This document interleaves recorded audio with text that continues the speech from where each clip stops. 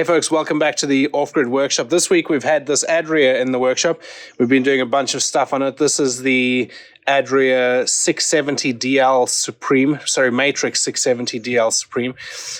And we've done a bunch of stuff on this week, trying to maximize space use and things like that, and trying to keep things kind of together and also keep as much weight forward as possible so that it's not rear of the rear axle and things like that. So we put a bunch of stuff in here. I'm going to take you through and give you a bit of a walkthrough as to what we did and how we did it this week. So let's have a look. Okay, so first thing we did was we built a bit of a platform to put the first battery in here, drilled a hole through so the electrics are just on the other side of this wall. This is an external locker where the electric hookup is. The electric hookup is usually up there tucked away, and so we moved that so it's usable. Also put in another plug socket here so the customer can have kind of an external plug socket out here, and so that went in pretty well for the first battery. And here's the rest of the gear. So in these Adrias, they usually have two AGMs on top of each other, so this board goes between them, kind of forms the shelf of the top battery. And so to get a lithium in here, we usually raise that board up and then use that to put all of this other gubbins. So obviously you can see here we've got a bus bar and then our shunt. So one battery is just in there in that box, accessed through the outer locker. The other battery is under here, and they're both wired to the shunt, and then we've got the wires running under the floor there to the multiplus back in that cupboard, which I'll show you in a second. But yeah, it has everything nice and compact here, a little bit tight, and the only thing with doing it this way is you pretty much have to wire everything in and you have to put the battery in, wire that up, and then you put everything else on the top. So obviously if the MIBF goes on the battery, then it's a bit of a pain to get to, but it is doable. We've done several of these Adrias, and you can get enough movement on the board to be able to get underneath there and service stuff. So it's tight, but it's doable, and it's making use of all of the space that's available here. So down here is the multiplus. So here at the back of these vans, there's a couple of drawers and then this huge cavity underneath there.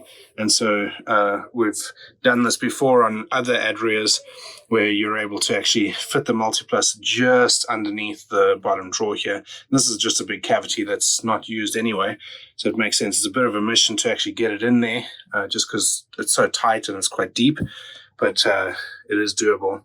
And obviously all the wiring for the multiplus is run beforehand under the floor, runs along here under the false floor and then out there. Now, when we do these, we have to pretty much run all of the wiring before we put the batteries in and do everything on that side.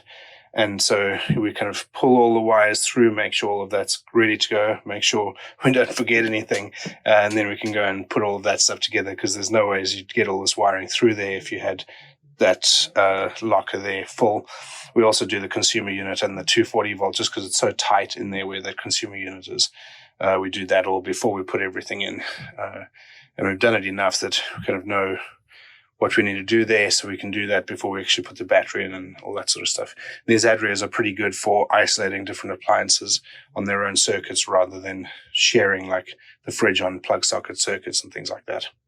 We added another 2 solar panels on the roof, so we brought those in over there, just above the fridge, and ran the wiring down. There's a wiring loom that runs down the side of the fridge under the floor, and then I'll show you at the front where we put the other chargers and DC and all that sort of stuff. And then under the driver's seat here, we've got 3 MPPTs and 1 Orion XS. So trying to make the most of the space that's available and tuck it in here into an area that's not really used. And there's a bit of space here, so managed to squeeze those in. So I'll show you the solar panels in a second, but essentially we split out each solar panel into its own MPPT because they're all different sizes, so that you maximize the output of the solar panels. And here's the solar setup. So that panel there was on here already. I think it's about 100 watts. We added a 185 and then a 115.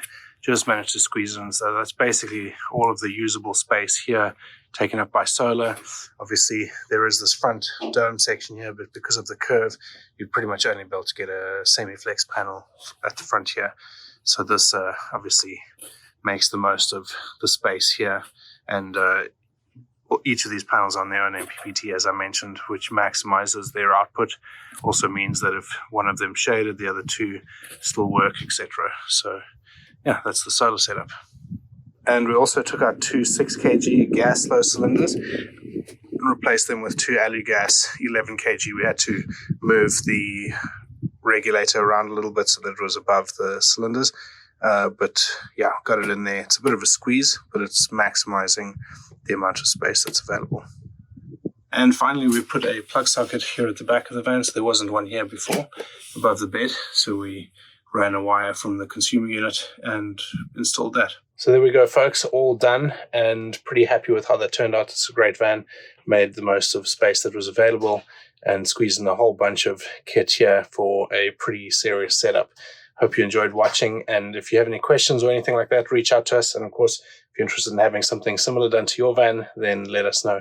We'd love to chat to you. Cheers. See you in the next video. Bye.